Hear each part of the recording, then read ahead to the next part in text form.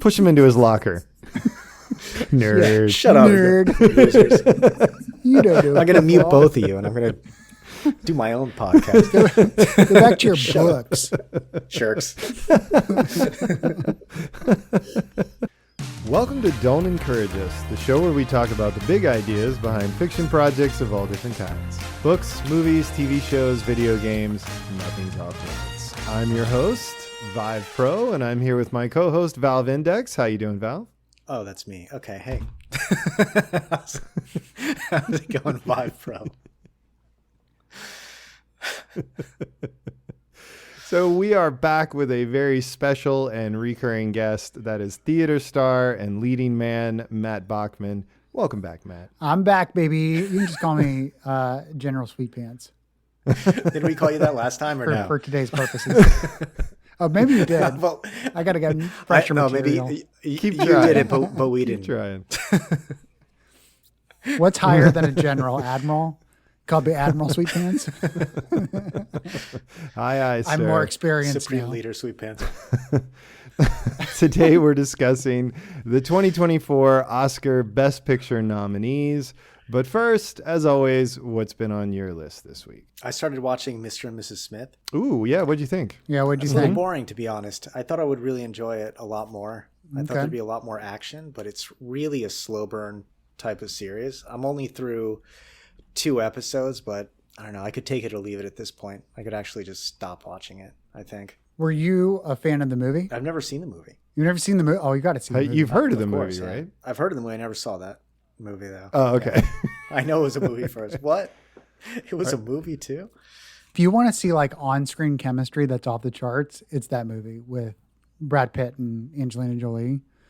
That was the movie that ended the marriage of Brad Pitt and Jennifer Aniston. And you watch that movie. Like, I was on Team Aniston, obviously, because I was, a Friends fan. And then I saw that movie and I'm like, no, I think I'm on Team Jolie now. Because their chemistry is still, I'm on Team Landon. Your home wrecker. Seriously. My homewrecker. I'm Team Homewrecker. But no, that chemistry, though, you could see what was going on there. But I was kind of blown away with it. Never seen chemistry like that on the screen. Yeah, I think I saw about half of that one. I was a bigger fan of the 1996 network TV series, Mr. and Mrs. Smith, starring Steve's favorite actor, Scott Bakula. Does anybody else remember that? Bakula's back, baby. Is it the same concept? It is. It's the same. Well, it's very close. okay. Scott Bakula is a spy, and I think it's Maria Bello is an assassin. And I think they meet on a job or get teamed up. I forget. I actually didn't watch the whole thing, but that was a series. And I it did was a not know big that. launch. It was a post Quantum Leap, big project. It was a decent budget, prime time. So it's like, I didn't know. I had no clue. I'm gonna have to watch the Prime version and this Bakula version. It's available for free on YouTube. There so it if is. I think about it, I'll throw a link into the show notes for the episode and you guys can check it out. But yeah, that's the real deal. He starts off with a dance with a floor duster, floor brush, floor Incredible. waxer. Yeah. Classic yeah, Bakula. Count Bakula. It's amazing chemistry. Count Bakula. I'm not. I don't know how many divorces resulted from that series, though, so it may not meet your standards, Matt. It might not.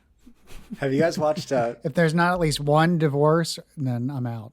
That's every TV show, every movie. One life ruined. One life and I'm out. That's my quota. Have you guys watched that? Speaking of ruining, Sorry, I think go we're ahead. all in delay, so this is going to be happening a lot. yeah, Have you guys seen that show, Beef? Yes, love it. I've heard of it. It was I've not really seen good. it. So, Matt, you love it? Yes. Speaking of awards, it's like cleaned out every Golden Globe and every, I think it was the Critics' Choice Awards. They've won every single award that they've been nominated for. Awesome show. The 2 leads are really, really good. They're worth watching. What is it about? 2 people getting in an argument in traffic or something? Yeah, it starts with like a fender bender, or not fender bender, like road rage incident. And then it just progressively gets worse. It's like they continue to go after each other. Each episode, they progress to a higher level of danger. So I'm not doing a good job describing it, but yeah, that's essentially the whole plot. I don't want to give anything away. Good job. Thank I feel you. like I learned nothing from that entire explanation. So a simple it was yes would have been fine. It was a spoiler and plot-free and theme-free summary. Expansion of an affirmation. There were two people, some stuff happened, and then it just got worse. I mean, I'm a guest. Aren't you supposed to We're not supposed to do anything. lie to me and kiss my butt? We figure you get enough of that from your loyal fans. I guess so. Speaking of, don't you have a show that's going on? Currently in a play called The Play That Goes Wrong. As you know, I'm not very good at describing things, so I'll try to describe this. Now, is that the title or a review? That's the title. Both. I only do bad shows. So essentially, it's about a group of actors who are doing a show about like a murder mystery, and then everything happens. Like actors forget lines. There's entrances. There's costume issues. The sets start falling. Lights start falling. Like pretty much every minute within the show, there's some sort of error that happens. It's very dangerous, but also very funny. I would take off my shirt and show you all my bruises, but I don't know. I'm going to wait for, This is guest spot number 4 to do that. This is an audio only show. Yeah, Steve already described that to me earlier. So don't feel the need to do that. I'm sorry that your love is so rough. So I'm curious, right? What kind of attitude does that create backstage? Is it a, just do whatever you want, totally relaxed attitude? If you make an extra mistake, it's a feature, not a bug. Or is it a more like, we have to be perfectionistic about nailing all these errors? Like, that's actually a really good question. So we have to be perfect in nailing the errors. 1, so we can get the laugh, and 2, so we don't hurt each other. But if someone goes up on a line, or let's say a prop breaks when it's not supposed to, we're pretty relaxed about it. We're like, like for instance, I come out with a gun at one point and I hand over the gun and the other character tries to cock it and the whole gun falls apart. But when I came out for my entrance, the gun fell apart too early. It got a laugh, but I stole the laugh essentially because it broke in my hand, not my co-stars. But what are you going to do? The gun was rigged to break, and it just broke a little bit sooner than it was supposed to. So luckily the cast is really cool, and we're all good friends. So far so good. Knock on wood. We've not either hurt each other really badly, or pissed each other off. As far as you know. As far as I know. I mean, they might all hate me. Most likely they do. They just are too nice to let me know. So this is another meta story similar to one of my favorite episodes of our show about One Cut of the Dead, right? So it's a little bit of a commentary / while you're telling a story, you're telling another story kind of a thing. That's actually exactly what it is. That's a good analogy, yeah. Well, those are fun. It's one of the longest plays in history, right? Or running plays in history, something like that. Was it? New York? So. Yeah. And I think it started in the West End first. They have the writers have other projects, like it's called Peter Pan Goes Wrong. I have never seen. I think that's on Broadway now. I tried to get tickets to that, and it was sold out. Off Broadway. I couldn't get tickets to that one. Yeah, it looks really good. Yeah, I heard that's really good. They also have a Prime show that's called, I think, The Show That Goes Wrong, and it's just 30-minute episodes. So I'd highly check it out. I mean, I highly recommend to check it out. I think it's... You check it out while you're high? Because when this airs, my show's going to be over, so you're going to miss out. Dry your eyes. Well, I don't know. Dry your eyes, try to turn this around. I'm going to try to turn this around quickly. When does your show end? It ends on President's Day weekend. So it's and it's also in Cumberland, Maryland, which is quite far. So you don't want people to go? Is that what you're saying? Yeah, right. I want people. No, this is how much. When the door is locked. If any listener wants to check it out, contact the show, and I'll get you free tickets. Wow, nice! That is quite an offer. All right, stating it. Yeah, except for thousands and thousands of seconds without responses. Limited. Except just a bunch of angry loners. Hosts or families of hosts or colleagues of hosts not included, right? Very self-promoting today. But definitely don't go see it. Right. I had an interesting conversation with an Uber driver that I was curious to get your thoughts on, Steve in particular.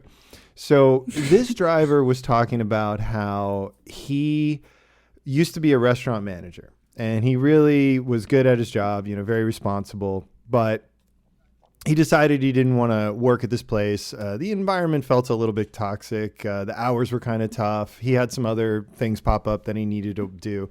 So he said, look, I'm sorry I have to quit. I just can't, work the hours you guys need me to work. And they were like, oh, we hate to lose you. You're such a great manager. And he said, I'll tell you what, if you want, I could come in when you need me, and you could just sort of pay me as temporary help or a consultant. Basically, I'll just get a cheap LLC and I'll come in and I'll just be like a consultant you hire to essentially just be a restaurant manager, but I'll call it restaurant efficiency consultant or something like that. So I'm an as needed key staff member. And I was thinking about that, and I started talking to him, and I said, if you knew some other restaurant managers or bartenders or wait staff or other key cooks, things like that, who you thought were very reliable, but for whatever reason didn't want to be full time or their hours needed to be flexible or things like that, then you could expand and use your contacts with all the high-end restaurants that you've worked at. He has a good reputation and they like him, and just say, look, if he needs someone, I can send you someone to fill in.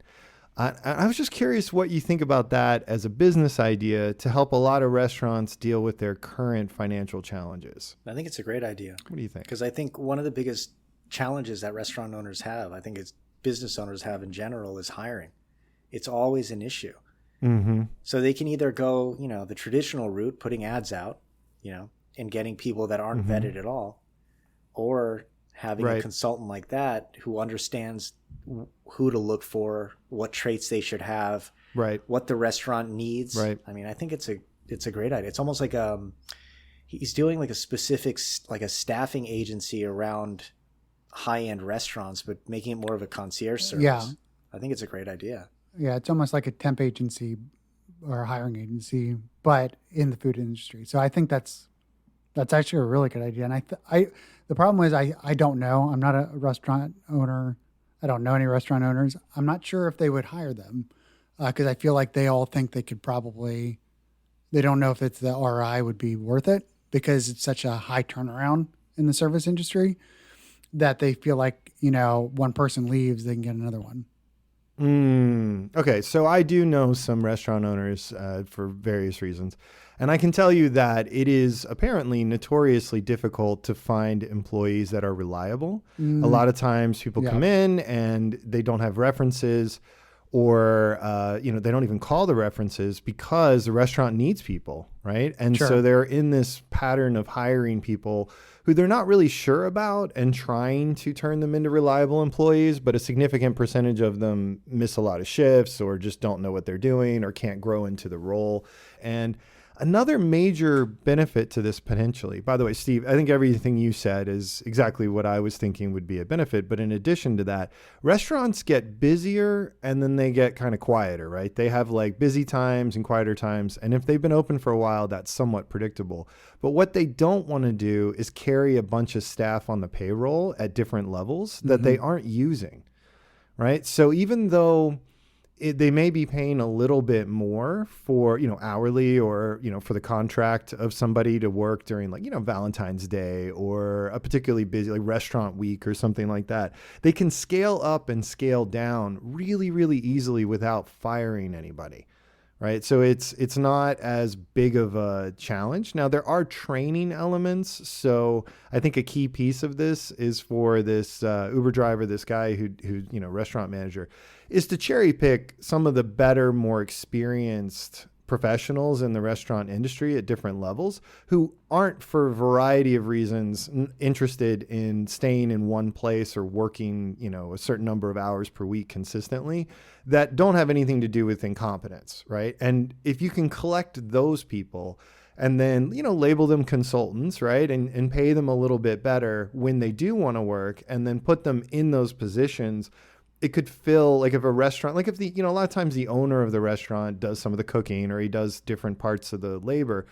And if he wants to take a day off and somebody lets him down, then he has to go in and, if he could call a service and get someone who did at least a neutral job, right? Like maybe not better than average, but not making the place worse. They can fill the space and do some of the labor, right? Then I think that would be huge for them, especially in this market where they're really struggling. I don't know. I think it could be great. And there's also this issue of there are a lot of propositions around that are, changing the laws around paying servers and different restaurant staff. So they have to be paid minimum wage or it's scaling up to that and they, certain benefits and things like that. And so as consultants, these people wouldn't be subject to those laws, which also makes, I think, it more appealing because if you're hiring people and you have to pay them more, then hiring a consultant at maybe even the same rate who, brings a lot of flexibility and who's not technically a full-time employee, I just think that would be huge for them. I mean, I would even take it up a notch and say it could be a great kind of software or app that would kind of manage all of this in one platform. Mm-hmm. So from the vetting process, and I know they have it in different industries, but I never heard about it in the restaurant industry. Like to become a member of this app would be free for the worker, but they'd have to go through some type of interviewing, vetting process, etc. So they're already pre-vetted, and then it's a subscription service that restaurant owners, subscribe to, and they log in, and then it does all of that for them. So they shows like what shifts they have open, they put it into this app, and that kind of plugs in this network, which then gets notified like, hey, there's availability at this particular restaurant. Do you want the job or not want the job? Can you come and do it? Like something that would keep it's kind of like a TaskRabbit type of thing, but it would just be for the food industry. Yeah, I think I misunderstood your original concept. I think that would be extremely valuable to get someone who could come in an hour's notice and fill in and do a good job. Yeah. Yeah. And I think you guys are dead on. Like, I think your insights and your thoughts about growth are really good. The Uber driver was excited. I think technically it was a Lyft. But he was really excited about it. Who's going to sponsor the podcast, Lyft or Uber? Oh man, if only. or Netflix. Or Netflix. To compete with them with the bid. So he was real excited about it. And I was thinking in terms of MVP, minimum viable product. And I was like, you have a relationship with 3, 4, 5 restaurants where you've worked, the owners, they like you. They know you're good. You've worked for them at least for a little while. In addition to having, sort of, what's a good word? Cherry picking the best of the best that you've worked with to have in your stable, you can also prepare little packets that include what you know about each restaurant. So you can say, look, if you're interested to your stable of potential, people you're farming out your horse, you can say, you're going to this restaurant and here are some things that they said and that I can tell you in a video or in a packet. Just look it over. It'll help you step in, do a better job, really feel like you fit in a little bit faster, be up to speed. Check it out, head in there. The contract is this long. It's this amount of money, the end, right? And I think that that's very scalable, like you're saying.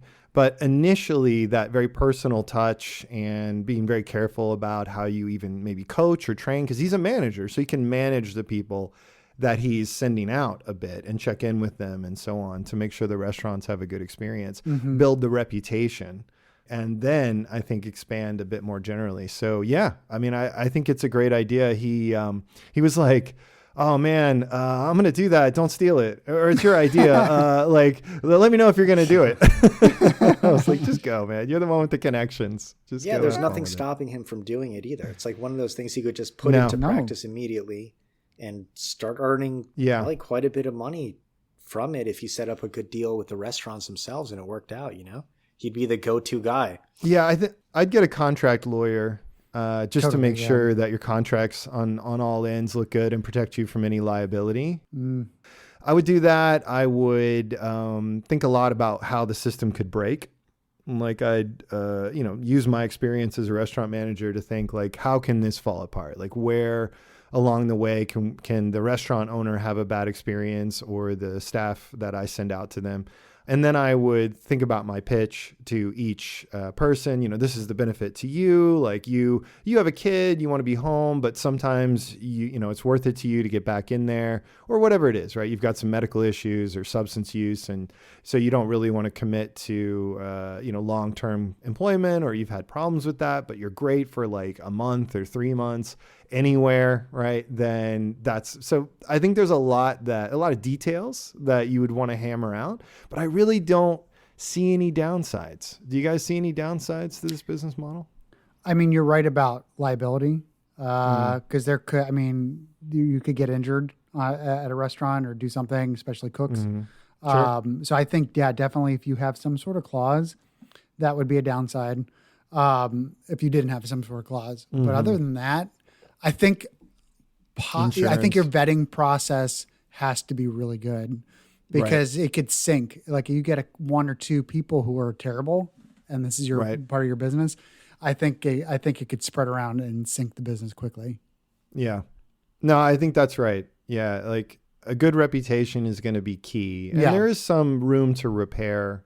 Say, hey, it's new. I'm still figuring out that person had issues that I wasn't prepared to handle, but now I have a good sense of that, and I'm vetting for that. And you can probably win them back, but only because they're so desperate. I think the biggest problem here would be if the restaurant industry somehow turned around and everyone was eating out all the time and paying whatever fees that they add to the bill and whatever amount, but with the cost of food being high and a lot of people still not in the habit of going to restaurants.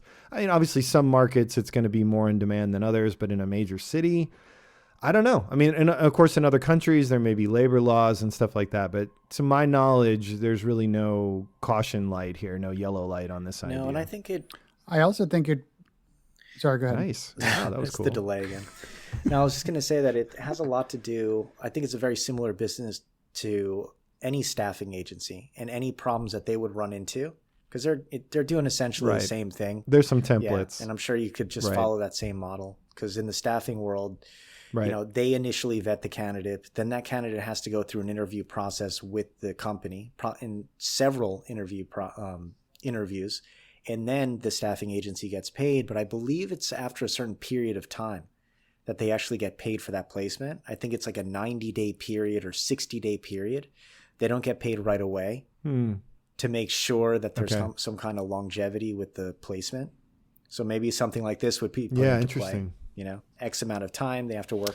I don't know. Hours worked or something. I think you could be more aggressive because of the need.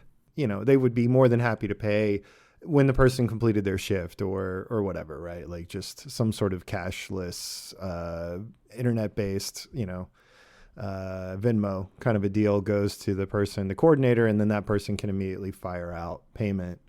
I think that would work. I don't know. Again, like these things sound relatively simple, but when you get into the weeds, there are a lot of details, and you do need to be prepared as a business entrepreneur to do, months of trials of different things and expect setbacks and, recalculations, and that be okay. You just try to avoid anything catastrophic. My one concern, a couple concerns, but my biggest concern I would think is if you did this service and got a cook, what if the cook is not very good and doesn't cook the meat all the way through, or doesn't know, isn't careful with any kind of allergies that are happening, like cooks shellfish in something, didn't tell anyone. Right. Who's liable? Like, is it the service or is it the restaurant?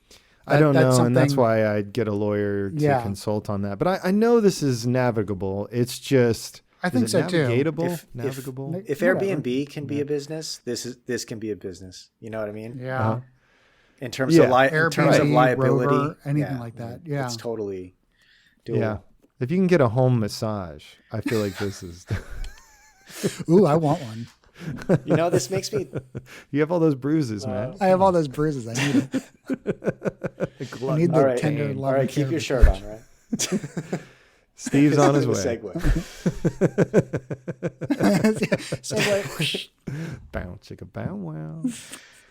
Good. All right. So no obvious elements I missed. No clear. This is a bad idea. You're gonna kill. no, millions. I think it's definitely at least worth exploring. Yeah, and I Totally. think the only thing would be like, is this a perceived need, or is it an actual pain point that they're dealing with all the time? It makes me think of a place I interviewed at a long time ago, and they put restaurant menus online. So the huge business doing it. They sold the company for like $100 million or something. And I remember going to their headquarters and they gave me the tour, and there was a huge call center there. And I was like, they were asking me about like what you would do differently. And I just said, why is there such a huge call center here? Why isn't most of this stuff done digitally? And he said, well, when we first started the business, we thought this could be like an email only type of operation where we would email restaurant owners. And what we found was none of these people had time to check their email during the day. So the business just completely stalled. The only time we took off is when we hired people to call them and call them again and call them again and call them again, because they're old school. They're phone people. So when they would ask them to, right. If they were interested in the service, they're like, oh yeah, I've always wanted to do that, but they're never actually online. So they were really surprised by that change, that most of their business was just old school over the phone, calling restaurant owners and saying like, hey, are you online? We notice you're not online. Your menu's not online. People can't find you. What if we set up your website and put your menu online? And the person would always, or more than likely, say, yeah, that's a great idea. I'll just find my menu or stop by, pick up my menu and do whatever you need to do, and I'll pay you monthly for the service. So my point being, there might be something like this, that there's some kind of hidden obstacle that in terms of the business model, since we're not in that industry, we don't know, that might be really obvious. Like, oh, that would be a great idea, except for the fact that the turnover is always super fast here.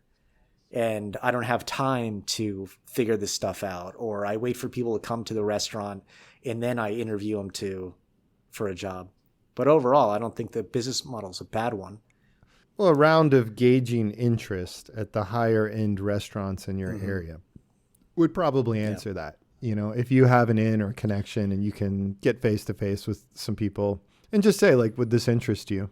And they probably would be excited, I would think. Yeah. But if not, then maybe this isn't the idea for your city. Maybe, since that guy's a restaurant manager, he's already thought of all those things. And it sounds like he was really positive about the idea. So he was super psyched up. He would know. Like this sounded like a slam dunk to him. So he's probably already filing. I hope, who knows? That's a good sign.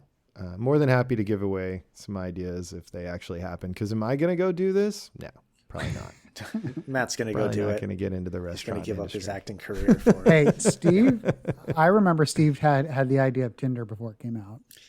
I remember walking with him and he said, wouldn't it be cool if we just had an app where you cut all the bullshit and just have pictures? Because that you're not going to go after him if you don't find him attractive. I think he was talking about a porn site, though, right? Eventually became a site like that, but I didn't have anything to do with that. It eventually did, yeah. So Stender never happened. Stender. It Tinder was like, hub. and all the women Stender. would get me. It's Just my profile over Yeah, and look at over. me. It's a brilliant idea. Until they give up and just accept it. It's a numbers game. Just go ahead and settle. Oh boy. So also in the news, Sherry Redstone is looking to sell Paramount. And a lot of these streaming services are making moves, right? They're adding commercials. They're cutting down on password sharing. They're consolidating, right? MGM got sold to, or Amazon bought that not too long ago. So is this recreation of cable? Yes. Are they just trying to get back to these packages, or is it something else? I heard one. That's yes. exactly what it is. Yeah, that's exactly what they're doing. It's essentially becoming cable with all these channels. They're just becoming premium. I don't know. I still have cable. The sole reason, two. one, I'm lazy and I don't feel like getting rid of it right now. And Mm-hmm. two, sports. Like cable still kind of owns the sporting area, but, or the sporting space, however you want to say it. But that's actually changing now too, because, Amazon Prime bought rights to Thursday Night Football, and Paramount Plus has CBS football, and the Hulu has ESPN football. So they're just basically joining forces and becoming cable. I want to cut the cord, and I keep on, because I don't watch any cable anymore, with the exception of sports. Everything else is streaming. How is this going to work though? Like, would it be something like internet service provider like Spectrum or something would be selling you these different streaming services under a bundle? Because I know. No, it could be, but I think it's going to be more subtle than that. I think it's going to be multiple apps with each having their own subscription, and there being options to get like 3 channels for a certain price. But in reality, there's one company that owns all 6 of those different apps or streaming sources, so it's really just because T-Mobile's starting to. So like Hulu. Yeah. Well, I was going to say Hulu is kind of doing that now with Disney Plus, Hulu, and ESPN Plus, where that's Disney. Yeah. You have to, and ABC. Those are all Disney. Yeah. They're all Disney now. So they're basically combined forces and got together. Now will Paramount be, and I know Paramount now has Showtime too. So they kind of they took a cable network and joined forces with that. I think it's like right now they're like having little branches here and there, but I think at some point they're just going to get together and have this kind of like what you said, Jason, just kind of like have one app. Max has kind of done that too with all the Warner Brother properties. They took the DC app. They took Discovery, the TLC Discovery bought all of them. Yeah, exactly. So I think it's like right now it's little pockets are doing it, but I think eventually it's just going to grow. But then is the government going to get involved in breaking up these monopolies? I would think so at some point, right? It's funny you say that because it's a reverse Baby Bell, right? Instead of breaking up one giant phone company monopoly, we're now reversing that, where we started off with some different sources of content and they're slowly, kind of merging and melding. And the question then is who's going to be left, right? So just as a little context, Byron Allen is thinking about buying Paramount. So are some other people. The idea, I think, and some of them have been vocal about this, is they're going to sell off the assets, right? They're going to keep one piece, but they're going to sell like the back category or the back catalog to one place and, the TV production studio to somewhere else and so on. So you're going to liquidate some things. But in the end, we're going to end up with, I think, some clear winners, probably a mix of what the audience or what a typical viewer would see as a clear winner, like Netflix. I think people will go, oh yeah, Netflix is still, they have a big lead. They're going to widen their lead. That's my prediction. But then I think behind the scenes are going to be the less obvious, centralized sources of these different streaming services. Like Disney's slightly less obvious because of the other stuff they have. Yeah. So who else? What do you guys think about that? I think overall, whoever's going to win this game is going to be whoever can control the real estate on that home screen on your TV. So even if you have an organization or one company that is this huge conglomerate that has, let's say, just throwing it out there, Hulu, Netflix, Paramount Plus, Tubi, a bunch of other services, it's how that is actually customized to the end viewer that's going to really determine how many of these streaming services actually make it. Because let's say you own all of those streaming services, but there's only enough space on that home screen for, let's say, 4 out of the 5 of them. How do you rotate through who gets prominence in terms of choosing programming? Or is it shown to you according to specific shows that you've seen? Now, let's say you've seen a show on Netflix and you've seen it on all the other ones.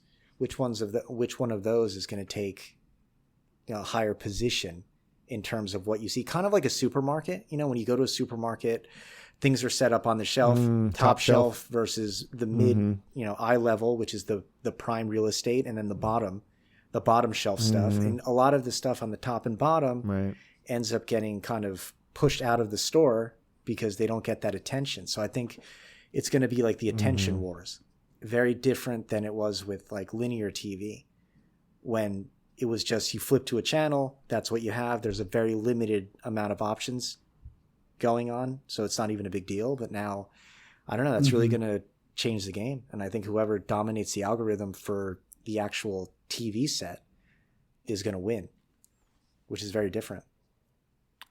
Yeah. And I think you have to force cable out. Like, I think cable has to end for it to do this, because are you going to be the man to like do it? Like cable forced out. I'm the man to do it with my streaming service. Shirtless, bruised, Battered. But like, you know, because remember we used to have antenna TV, and then it just went away, and cable pushed it out. So everyone was forced to get cable. I think at some point the streaming services might get so big that it's going to force cable out, and you can't have cable anymore. I think that, I don't know if that's going to happen. I don't know if cable is as weak as the antenna was, but yeah, I think something like that would be forced. And when you said about who gets real estate, I think it's going to be user based. It's going to be the user chooses what they want. Like on a smart TV, I can sort my apps the way I want. And I think that's going to be,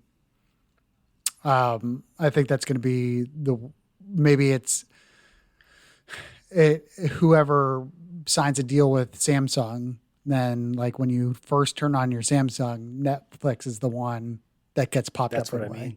mean. But maybe if you get a Live Good or Life Good TV or a Toshiba, then Hulu is the one that pops up. So I think it kind of depends on who gets the contract with the TV. And that's going to be completely crazy. Then it becomes a hardware war above all else. Right. Like, Netflix will start making TVs. They'll just buy up. Yeah, that's true. Manufacturers. Well, I mean, Roku has their own TV, and like all their that's like Roku is plastered all over. That's like the only thing you can do first before you can upload different apps. Now they have some apps that, like I think Netflix, Disney Plus, I think they're pre-populated. But yeah, Roku is like number one. But the Roku TVs, what I've heard, are not that great. So it's kind of because that's not their specialty. I actually heard someone from Roku talking about that exact thing, that they thought of Roku. They always think of Roku as like the overall brand, kind of like Macy's is a department store where there's a lot of different products being sold in that department store, but Macy's advertises itself, and it really, their whole goal is to just have their brand name front and center above everything else, and the other products there are like streaming services or just, you know, items on a shelf, which I found very interesting. Yeah. Because when you have a Roku player, the end user typically sees it as a way for them to see Netflix or to see Hulu or whatever it is, but the company itself is seeing it completely differently.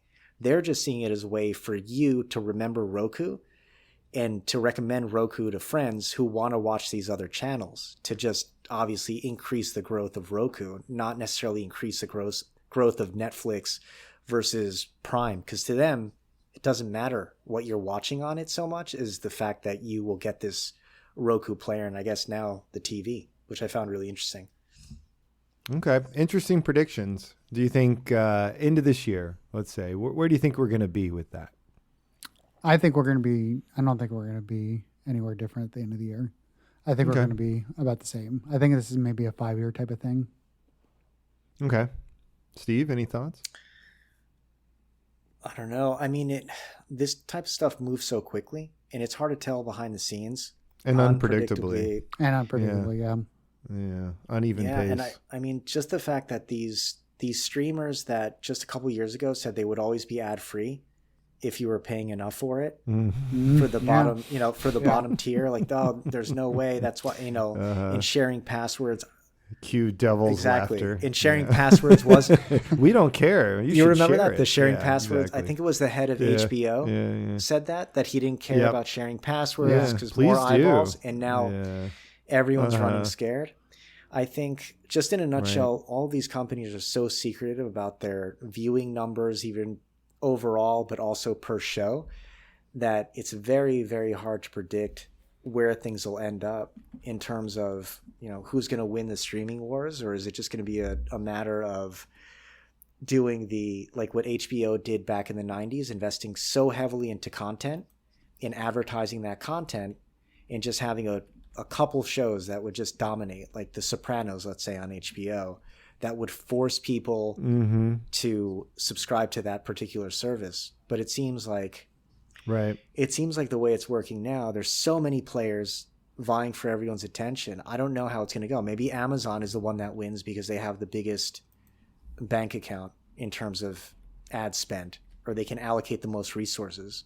It's hard to tell. Or maybe Google will do it with YouTube and just, spend so much money on YouTube programming that it starts like, really pushing a lot of these streaming services out of the way, and they have more, original content like that. What was it? The Cobra Kai show originally started on YouTube and then was bought by Netflix. Yeah, that's right. So if they could have a few shows that, were super popular, like Game of Thrones or something, I don't know. Who knows? Maybe they'll be the next, big streaming service. Like, they're huge now. Yeah. I also think they're just not seen that way. Yeah, I think also who gets the NFL contract is going to win, because if you look at the most watched programs, I believe out of the top 100, I believe 92. Don't quote me. It's in the 90s, are either NFL football games or college football games. The rest is, I think, like some kind of presidential election type of coverage or things like that. Is this because of Taylor Swift? For me, it is. I hated football up until 6 months ago. I was You're probably get more bruises. Got more bruises now. Now I'm a Swiftie football fan. But yeah, I think whoever gets the NFL football package is going to win. Because that's really the only live TV that is being streamed right now is football. Yeah. No, I mean, sports certainly slow down the inevitable with this, I think, or have been. Do you think it's...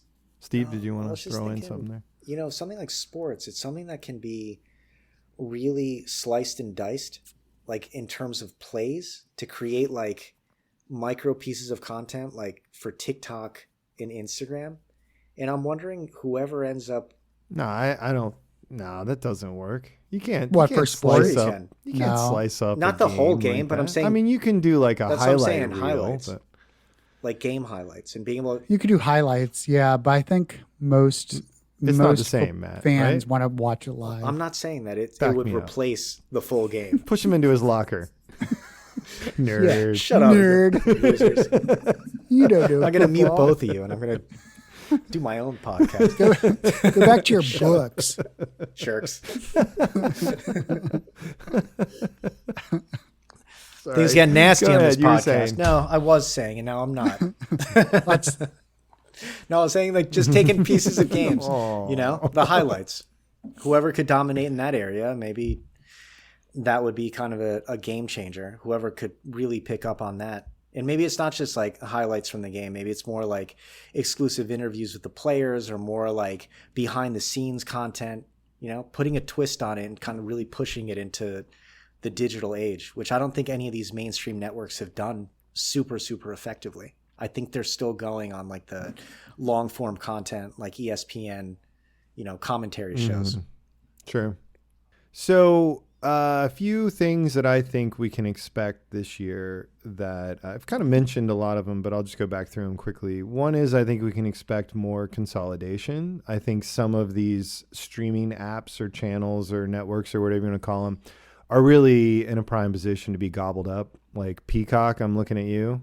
I think Netflix is going to widen its lead. I don't know how, because I'm not sponsored by Netflix like my partner is, but there apparently is enough good content on there, and they made decent decisions, even though they threw a ton of money at some really mediocre films, and they canceled some of what I've labeled previously as network defining shows middle of their run. they still somehow have remained the darling of the public. And I think internationally they've made some great decisions that help with that. So not just in the United States, but broadly.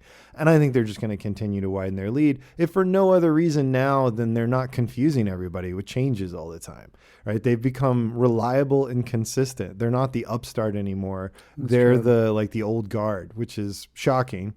But I think that's the case. That's how fast things move. So I think we can anticipate more of that. I think we're going to expect more commercials. I think the other the other streaming channels it's not just more of them are going to have commercials. There are going to be more commercials. Like just like with cable TV, where a typical Simpsons episode went from like 28 minutes or 27 minutes to like 22. 16. Yeah. Or 14 minutes in some cases, right? Like I think we can expect longer and longer commercials as the algorithm feeds data back that says what is the max limit that we can push. And then the other thing I think that I haven't mentioned that we can see more of is the existing surviving streaming channels are going to be pushed more into niches, right? They're going to find their audience and they're going to produce more content and market toward that audience, right? So for a long time, HBO was a little bit like elevated television. You know, I forget what cliche terms they use. It's not but TV, basically it's HBO. It's not something that appeals to, the average American. And it really appealed to people who, generally had a little bit higher income, maybe a little bit higher education, and they love those shows. And there were some great breakthrough shows, but HBO survived a long time on cable as a pay channel because of, they were in a niche, right? So I think we're going to see more of that. I think Apple is trying to take the old HBO niche. And I think whatever HBO is called now, Max or whatever stupid thing, I think they're floundering, trying to figure out like what their niche is. I wouldn't be surprised if they break it up because the branding is confusing to have all these different types of content in one space. Like there's no clear audience for any of it. It's just like, hey, everyone, right? So I think what we'll see is they're going to go back to that idea of either when you log in or separate apps are going to target specific smaller groups and hope that they have some breakthrough hits that draw people in. So I think that's what we're going to see this year. What do you guys think about that stuff? I think so. Yeah, I think you're right. You're right about Max. I think Max gained its popularity when it first started. It happened during COVID.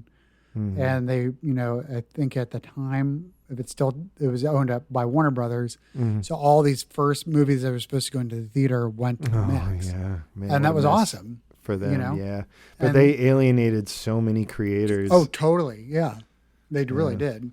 Because it was these movies were shot for a theatrical release, but then was dumped onto Max, which for the consumer I really enjoyed. I liked. Not because I loved going to the movie theaters and I couldn't go, but I at least had these first run movies, and that was the only service that was doing that. Right. But now, if you look at Max, you can get. I don't think I could tell you I watch anything on Max at the moment, with the exception of True Detective. But I can watch that on HBO on my cable, so it's not something that's Max exclusive.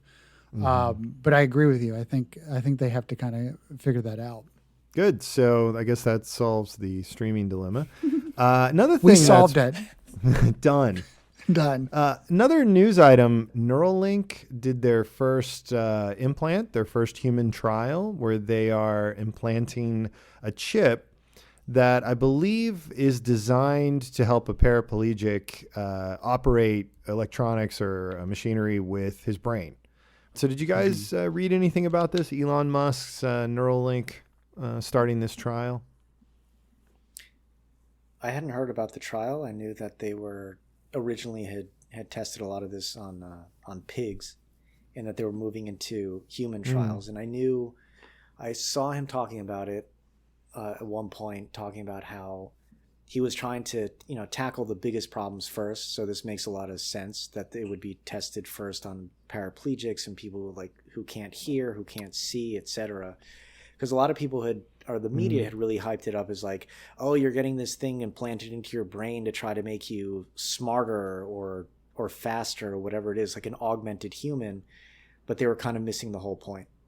So that's what I'd heard about it, and how really it would be like a huge advancement for medical science and the fact that Right. it can only be implanted with robots. Like a human can't implant the Neuralink into your brain. I found that really fascinating because of the precision. Did they give a the reason why? precision of, I guess, the is it Oh, neurons or yeah. like the thread, like the actual are those neurons, the threads in your brain, to actually connect them to that chip? It can't be done by a surgeon. Even the best surgeons don't have the capacity to do that. Yeah, no, that's really interesting, and there are a lot of dimensions or facets to this that we could talk about. But like I said, there's not a lot of information out there. Basically, the only reason that the general population knows this is happening is because Elon tweeted about it, and I have a problem with that.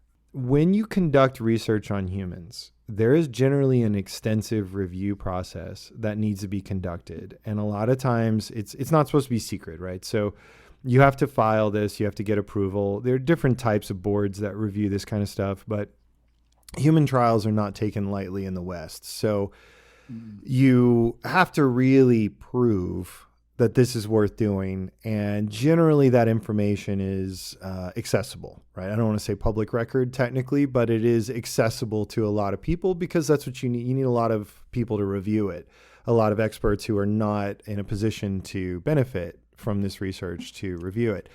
So it seems like the situation we have now is that a private company is experimenting on humans in secrecy and bragging about it on their social media platform. And to me, I think that's going too far. I totally agree. Well, so I do actually work in the scientific field on the publishing end. So I do deal with human trial with publishing and on the pharmaceutical drug related side. And I know that these drugs take years and years and years to go through this type of review to get to the publishing side to publish the paper as a research article.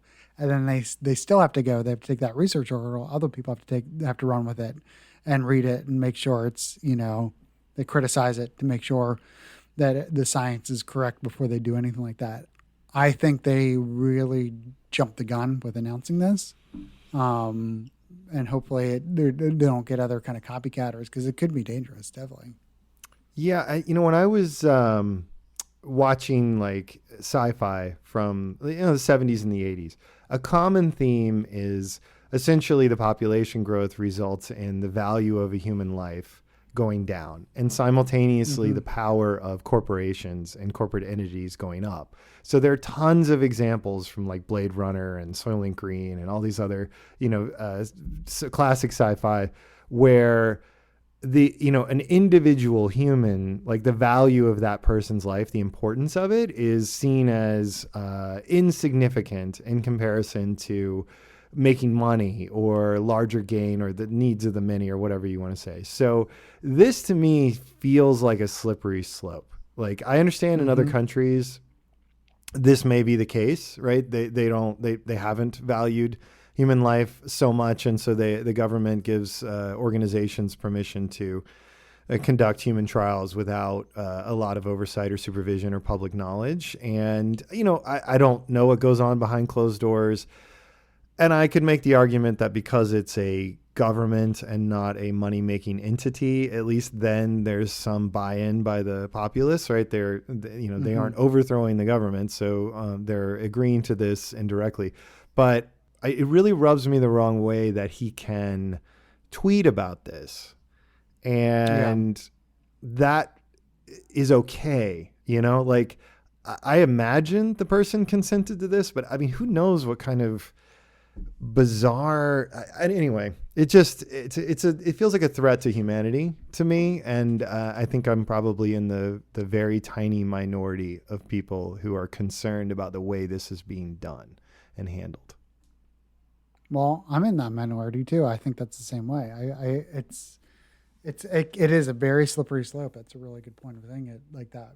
I think a lot of people,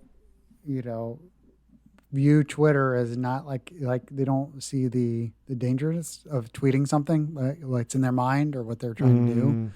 It's just like, oh, I'm just saying it. It's they kind of hide behind the freedom of speech type of thing.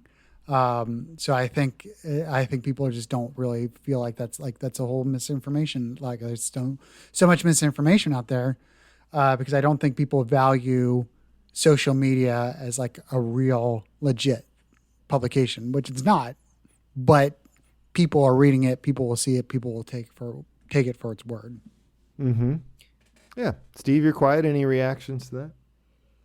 Has there been a lot of backlash about it, or not really? I don't think so. No. I mean, Not yet. No. No, I don't think so. Maybe from the scientific community. I've seen a little bit here and there about people being concerned.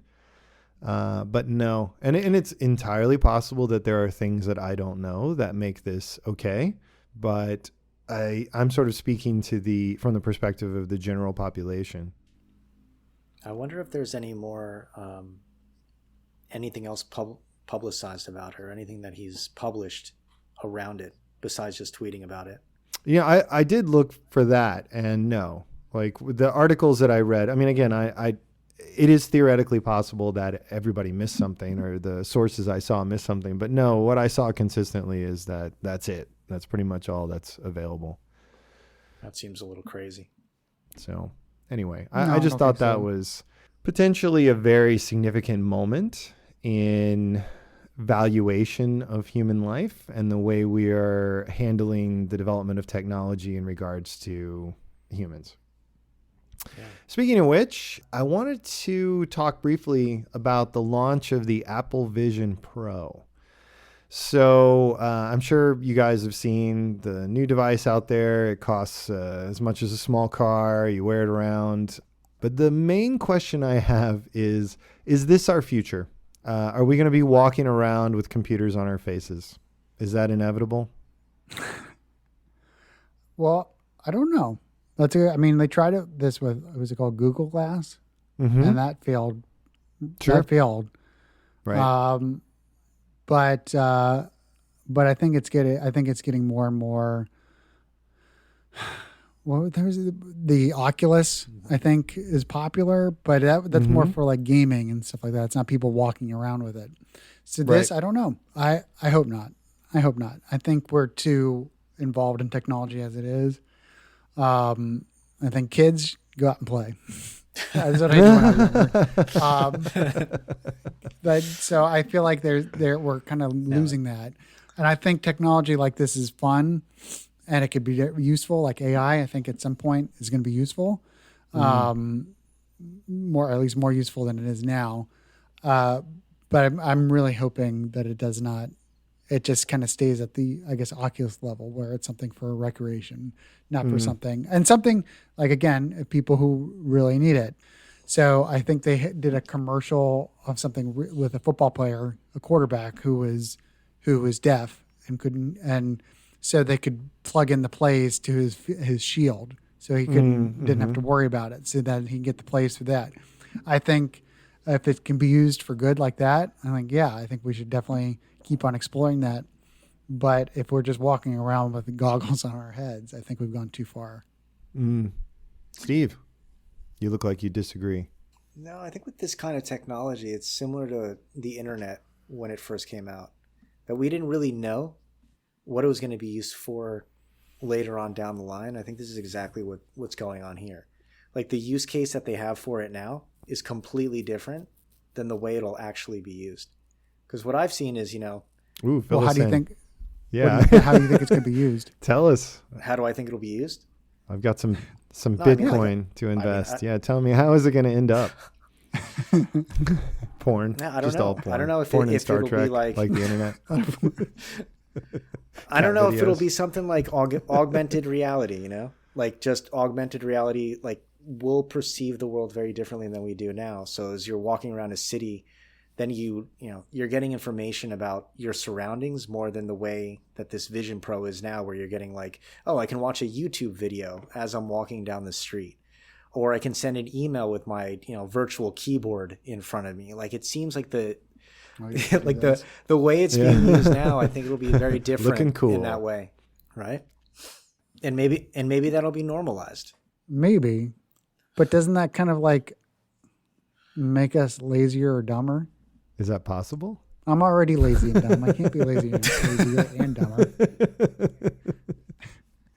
I knew that. I think we are going to be walking around with computers on our faces and maybe even dumb little digital eyeballs, which is what Apple wants you to do. They want you to wear this thing to the grocery store so that they can point to products or highlight them somehow. And you're just always plugged in.